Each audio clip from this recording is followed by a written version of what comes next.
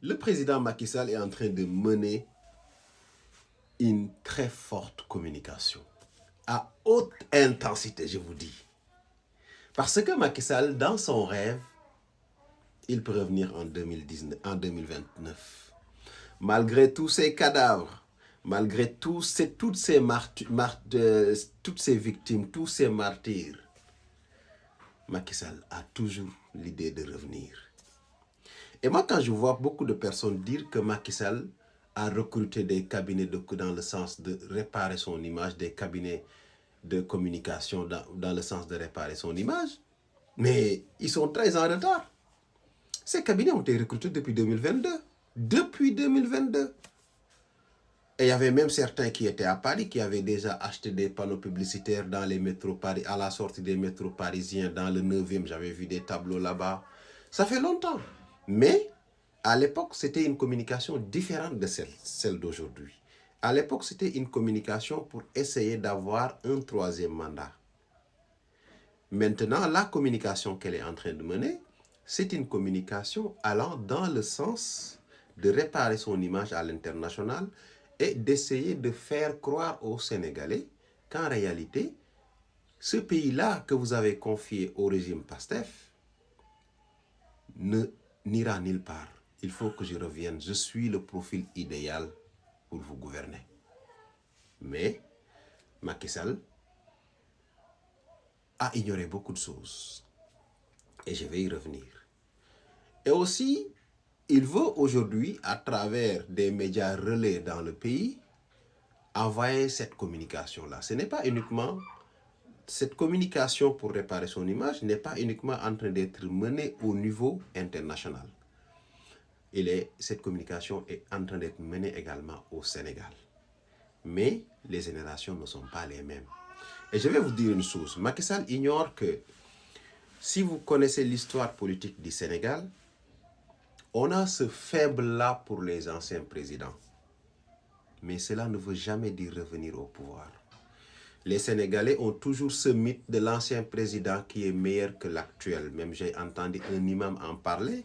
Et je pense que c'est pas un imam, c'est Bass Abdou Khadre qui disait que au Sénégal, toujours on pense que celui qui est parti est meilleur que celui qui est là.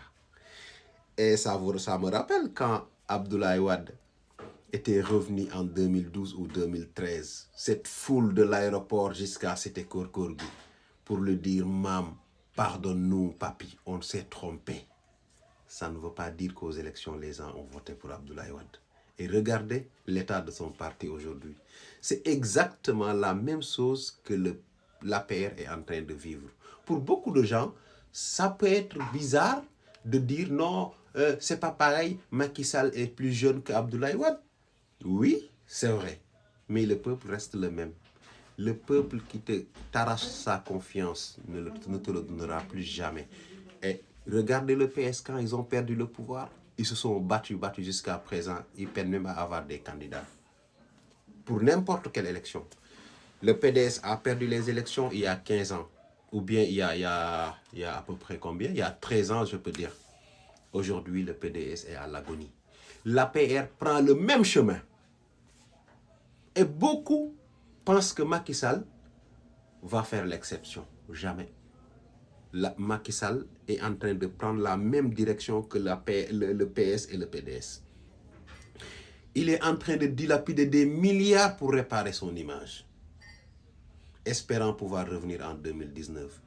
Il est en train de dilapider des milliards dans la communication à l'international et au niveau du pays pour faire croire aux gens que le Sénégal d'aujourd'hui n'est plus un Sénégal vivable, n'est plus un Sénégal gouvernable. Et il y a une personne qui est indispensable pour la stabilité au Sénégal, c'est lui. Mais ça ne marche pas comme ça. C'est trop facile. C'est trop facile. Et il ne va jamais revenir battre campagne. Et ça, c'est moi qui vous le dis. Parce que, de base, Macky n'est pas quelqu'un qui fait des confrontations directes.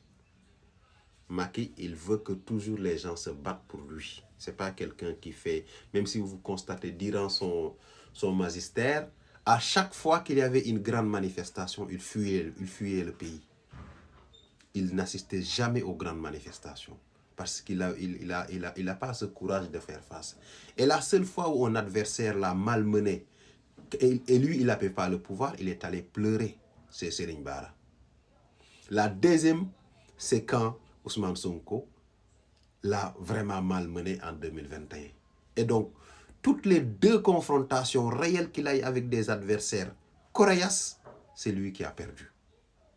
Macky n'a jamais gagné de combat. Déjà, ce n'est pas un combattant. C'est lui qui envoie des gens combattre pour lui. Il se cache toujours derrière quelqu'un. Donc, sa communication-là qu'elle mène, je peux vous dire que les gars, laissez-lui dilapider ses milliards. Laissez-lui dilapider ses milliards, mais on sait nettement que Macky Sall ne reviendra pas parce qu'il sait ce qu'il attend au Sénégal. Oui. Et aujourd'hui, tout ce qu'elle peut faire, c'est envoyer des gens combattre à sa place, acheter des médias, acheter des chroniqueurs. Mais est-ce que les médias qu'on dit avoir achetés par Macky Sall, c'est des médias qui n'étaient pas là? Non, c'est les mêmes médias qui l'ont aidé quand il a été battu à plat de couture. Donc rien n'a changé. Sauf qu'aujourd'hui, il n'est plus président, il fait tout pour mettre des bâtons dans les roues de Pastef. Aucune élégance. Macky, à la limite, ce qui l'intéresse, c'est sa personne. Culte de la singularité personnelle. Il n'y a pas autre chose. Vous, le Sénégal, vous n'intéressez pas le Macky Sall. Macky Sall, tout ce qui l'intéresse, c'est sa propre personne. Oui. Et pour preuve, à l'Est, il fait tout pour dénigrer ou saboter les voyages de son excellence.